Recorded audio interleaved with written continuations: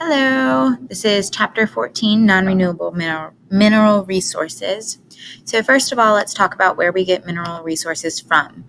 We obtain mineral resources from the crust, which is the outer layer of the Earth. We have three major concentric zones to the Earth, so that crust is the most outer. And then beneath us, we have the mantle. The mantle is composed of the lithosphere and the asthenosphere. The asthenosphere is kind of like a plasticky honey type layer that moves very slowly, and convection currents are what drive that movement. So convection is the rising of hot magma and the falling of cool magma. And then our third concentric layer is the core, which is composed of the outer core and the inner core. All of this together is going to drive plate tectonics and drive the movement and creation of new rocks and minerals.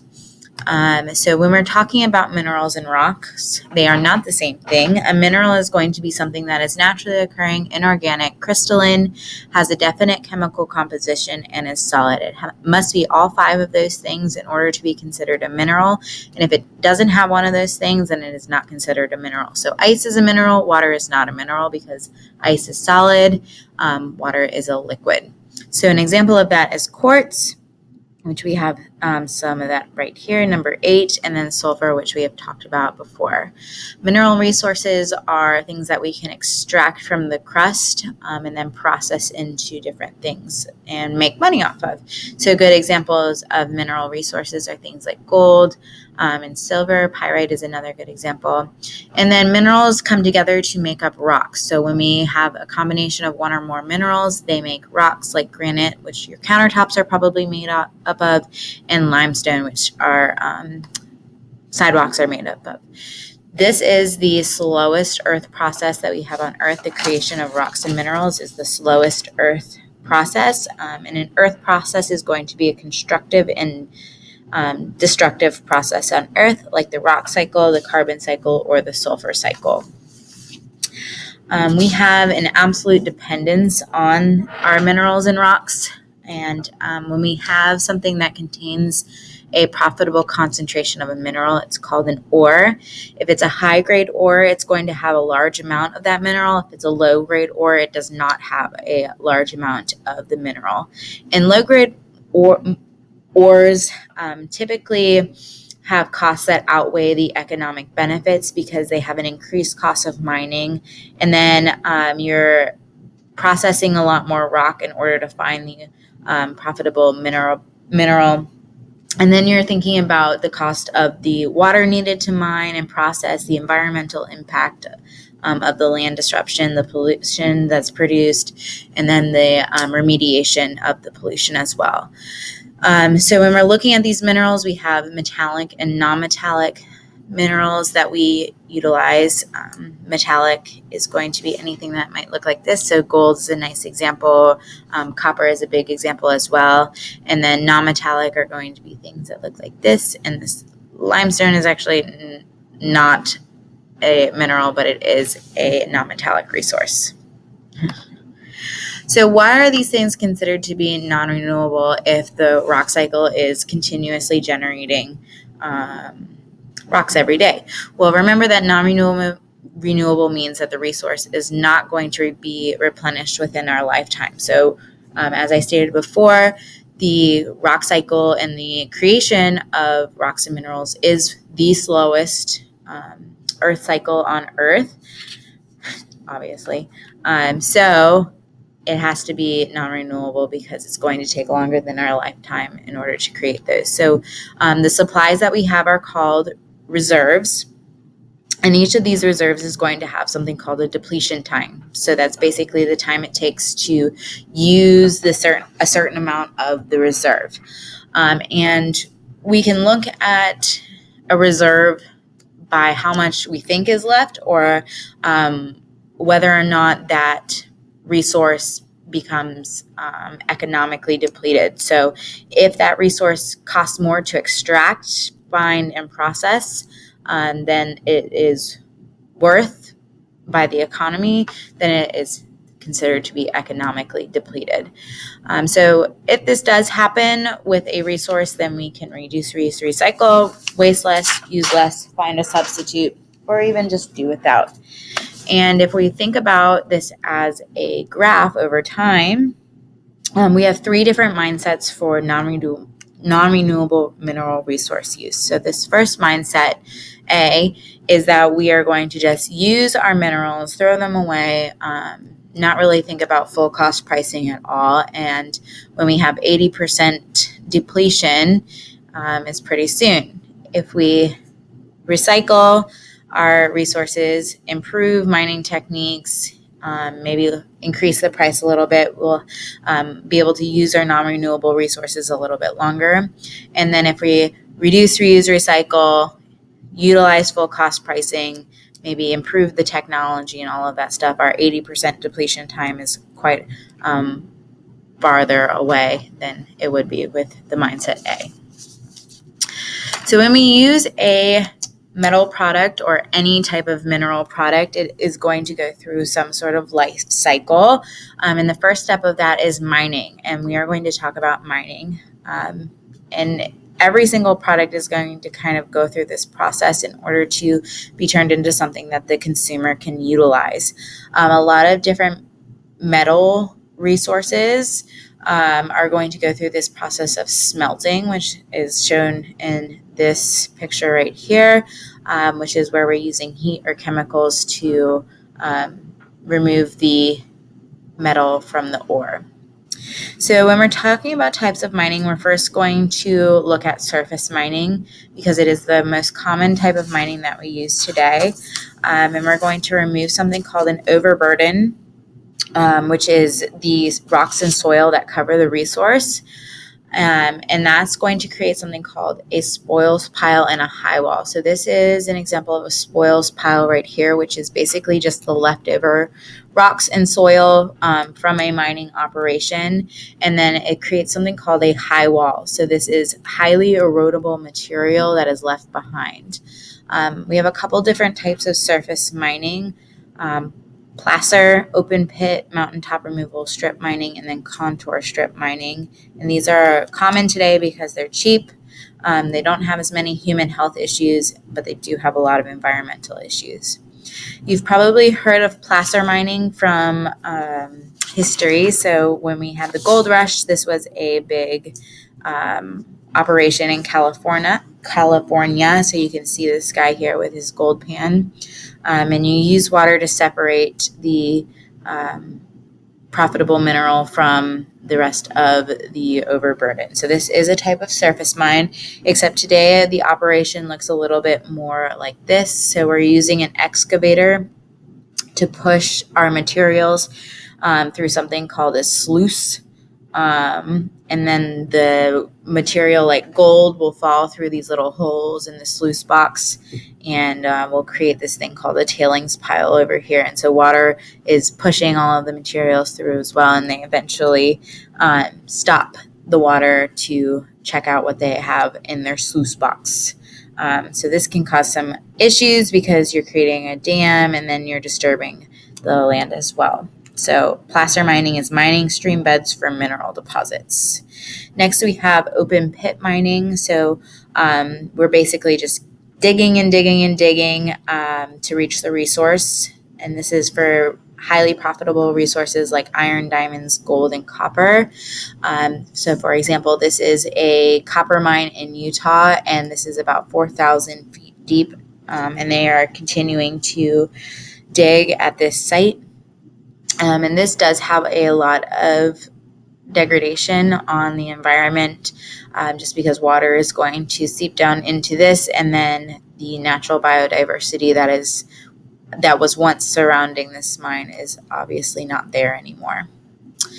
Next, we have contour strip mining, which is kind of like the same idea as this open pit mine, except it is utilized in mountain terrains. So you're kind of cutting stair steps into a mountain in order to gain your spoils, or excuse me, not your spoils, to gain your resource. So a lot of times you'll use this for something called hard rock mining. So this coal seam right here is called a hard rock, whereas when you were using your placer mining, you were not using hard rock. So you're looking for a vein in the rock here. Mountaintop removal is commonly used in Appalachia, where we're literally using explosives to blow the top off of mountains, and a lot of times this is for coal. And then we also have subsurface mining. So if the resource is too deep to go from the top down, we are just going to go in. And there are a ton of human health hazards that are associated with subsurface mining. So the mine could collapse, or rocks could fall on someone's head. You have the issue of black lung, which is from breathing in the particles in the mine. COPD, which is chronic obstructive pulmonary disease. You can get fibrosis and hypertension. So all of these things are human health effects that are associated with subsurface mining. And the reason why we don't do this a lot today is because companies don't want to pay for the health insurance. So here are some underground mining methods here, maybe going through the side, and then they leave behind these little pillars to keep the rest of the mountain or the rest of the outcrop up, and then maybe slope mining. A lot of times they'll use shaft mining, and they'll have little ventilators, and then a lot of different equipment is brought down there as well. So this is a very dangerous type of mining. Mining does have a ton of environmental impacts. So, for example, if we have a mountaintop mine, that overburden is going to lead to stream loss, and then we are going to decrease stream habitat, which is going to decrease the quality and the quantity of aquatic communities. Or if we don't handle our overburden well, it's going to either fill a valley, or it's going to basically stack up over and over and over again, which is going to increase the amount of water that's having contact with the overburden, and then it might increase heavy metals in the water. So selenium is a heavy metal. It's going to cause deformities in our aquatic fauna, and then it's going to decrease the quality and quantity of aquatic communities, or it's going to create reproduction issues or decrease survival. So this is a great flowchart for the environmental impacts on aquatic ecosystems. And then this is a good study that the EPA did. So this was a before mining over here. You'll see that we have a lot of sensitive taxa. These are little bugs basically that live in the water, called benthic macroinvertebrates, and they tell us a lot about the quality of the water. So if we see sensitive taxa, it's a good thing because it means that we have good water quality. B over here is after the mining operation. So we can see that not only did we lose a lot of porosity in the rocks, or a lot of space for the pollutants to be filtered, we now have a lot of room for all of those pollutants to come through and come into our stream here, and we have a lot of tolerant taxa in the end. So a lot of things that can tolerate a lot of pollution. So this is a highly polluted aquatic ecosystem, whereas this was very natural and nice. This is one that has an impact on a lot of people who live off of well water. So obviously this stream is not a natural color, and that's because of something called acid mine drainage. So the water is going to flow into the mine, and then it's going to react with the iron, and then the iron and sulfur, and it's going to create sulfuric acid, and then it's going to kill our fish. So any mine could be exposed to the oxygen, which are going to react to form the sulfuric acid, and then it's going to drain out and then kill the aquatic organisms. So some impacts of subsurface mining are the subsidence of the mine. So here we see that we have the mine underneath, and then the land is kind of dipping or troughing here. And and you might see that as a sinkhole somewhere, and it can cause sewer lines to crack, gas mains to break, and then it can actually reduce the amount of groundwater that the ground can hold over time. And then another environmental impact is from smelting. So you see that we have the sulfur process. The smelting process is producing sulfur dioxide, which is a contributor to the formation of acid rain. So we have both water pollution and air pollution from this. This stuff called slag is put into these giant piles that are outside of the smelting operation, and anywhere in water can just go and run over them. Yay! All right, so this brings us back to our sulfur cycle.